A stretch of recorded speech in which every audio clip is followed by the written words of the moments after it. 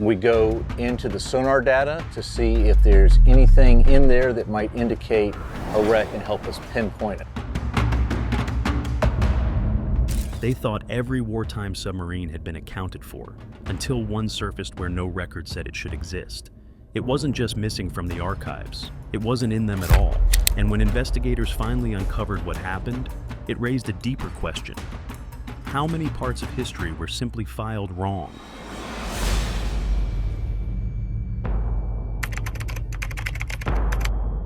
The impossible find. In the summer of 2023, a Norwegian hydrographic survey vessel was conducting routine seabed mapping operations just 300 meters off the coast.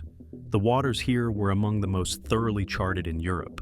Every known wreck, rock formation, and sediment rise had been logged, reviewed, and filed away for decades. But as the vessel's multi-beam sonar swept across familiar territory, it picked up an object that didn't belong. A long, cylindrical shape with a conning tower jutting from the center. It was unmistakably a submarine. Initially, no one thought much of it. Hundreds of wrecks litter the North Sea, many from World War II. But when the crew returned to port and compared the coordinates with national naval archives, an unsettling pattern emerged. Norway, Britain, Germany, and even Russia all denied ownership. The submarine wasn't listed in any war loss database, not even as a missing vessel. A remotely operated vehicle was sent to investigate. What it captured was stunning. The wreck sat upright, slightly listing to port, yet remarkably intact. There were no hull numbers, no flags, no builder plates. Just a steel shell cloaked in 70 years of marine growth. Naval historians were alerted. Within weeks, the wreck was confirmed as a German Type VIIC, the most common U-boat of dawn. But this particular sub was absent from every known record. No nation could explain it, and no paper trail could identify it. In the most documented war in human history, that shouldn't be possible. The archive myth. To grasp the scale of the mystery, it's essential to understand the obsessive precision with which submarine warfare was recorded during World War II. Unlike earlier conflicts, this was not an era of vague naval dispatches or missing galleons. It was a war of ledgers, charts, and codebooks. An industrial conflict fought by bureaucratic states where every vessel had a paper trail. Germany's Kriegsmarine documented each of its 1,150 submarines with staggering detail. Every U-boat received a hull number, a commissioning date, a construction site, and a full operational log. When a boat was sunk, damaged, or scuttled, its fate was recorded across multiple agencies: the shipyard, the naval command, the supply chain, even internal propaganda departments. After the war, Allied forces captured and consolidated these records, using them to create the most complete submarine loss database in history. The British Royal Navy was no less meticulous. Every sonar contact, every depth charge attack, every sinking, whether confirmed or suspected, was logged and analyzed. Operational rooms plotted U-boat movements in real time with painstaking care, cross-referencing intercepted messages, periscope sightings, and convoy reports. Post-war intelligence operations validated these maps by comparing them against captured German logs, stitching together a definitive timeline of submarine activity. So, definitive in fact, that modern historians believed there were no missing German U-boats. Of the 709 Type VII submarines built, all were accounted for. 694 destroyed, the rest surrendered or scuttled. Their locations were known, their fates documented. The wreck off Norway didn't just slip through a crack. It existed in a space that supposedly had no cracks at all.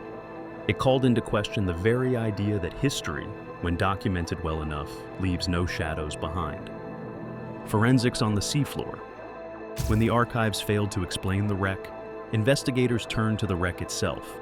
The survey team returned with advanced equipment, high-resolution sonar arrays and remotely operated vehicles capable of detailed scanning and sampling. Their goal was simple: extract as much physical truth from the steel corpse as possible. The resulting 3D model of the submarine was astonishingly precise. Every rivet, every seam, every contour of the conning tower was digitally captured to within a centimeter. Measurements confirmed the boat's identity as a Type VIIC, 71.5 meters long, 6.2 meters wide, a textbook match for the most commonly deployed U-boat variant of the war. Yet even with this confirmation, its presence at the site made no sense. Every other Type VIII lost in the North Sea had already been found and recorded. Steel samples were carefully scraped from the hull and sent for metallurgical analysis. The findings were definitive. German steel, consistent with submarines built at WWII and Germania Werft in Kiel between 1943 and 1945. But one detail stood out. The steel was of unusually high quality for that late stage of the war, when German resources were stretched thin. Most submarines built after 1943 showed compromised alloys. This one didn't. Inside the hull, ROVs captured haunting images of rusted machinery and ghostly silence. The control room was collapsed. The torpedo tubes were empty. But in the battery compartment, investigators found something deeply puzzling. No trace of the massive lead-acid batteries that powered the sub underwater. Without them, it couldn't dive. It couldn't function as a true submarine. Whether they had been removed before scuttling, or never installed, was unknown. Piece by piece, the wreck offered fragments of its story, but not a name, not a number, not a country willing to claim it. Bureaucracy, blind spots, and a clue. With every physical detail examined and every official record exhausted, the investigation turned inward, not toward the sea, but toward the filing cabinets. If this submarine wasn't unrecorded, perhaps it was simply misrecorded.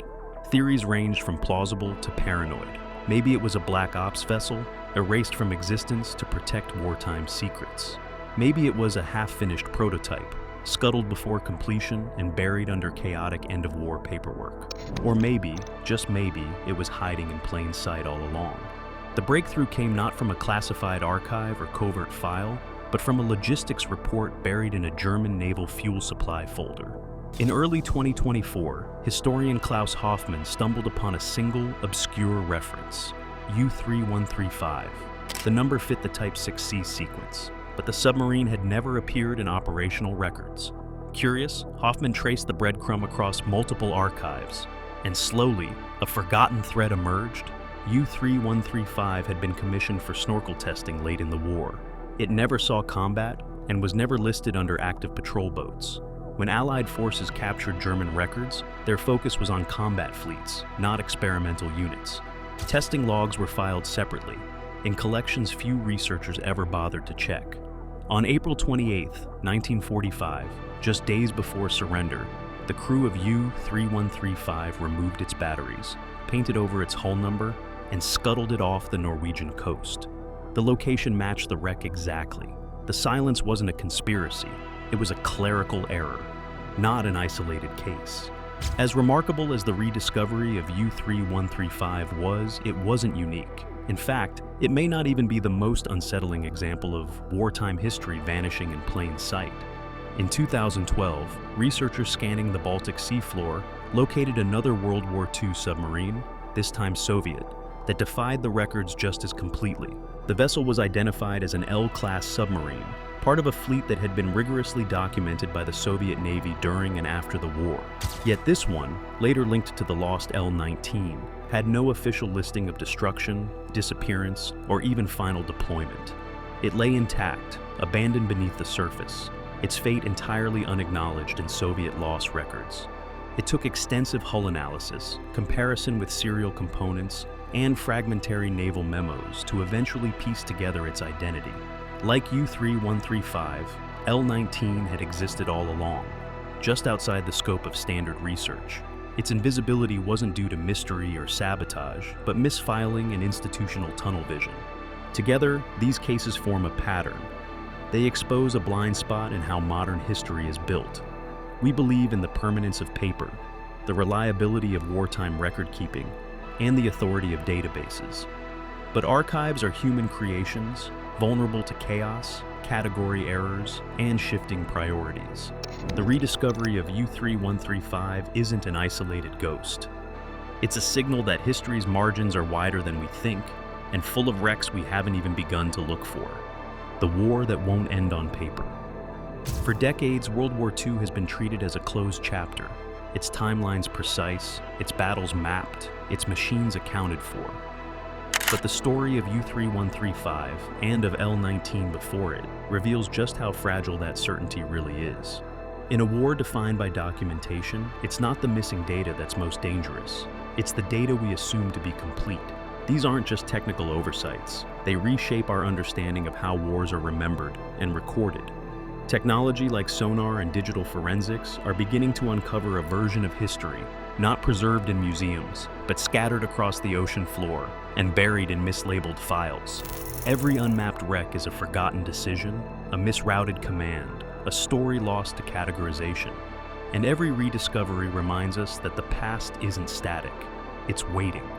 Waiting in sealed compartments, submerged batteries, and yellowing folders no one thought to check twice. They thought the ocean had given up all its secrets, but the truth was misfiled, not missing. If stories like this intrigue you, subscribe for more deep dives into the forgotten corners of history. And share this mystery. Someone else might just know where to look.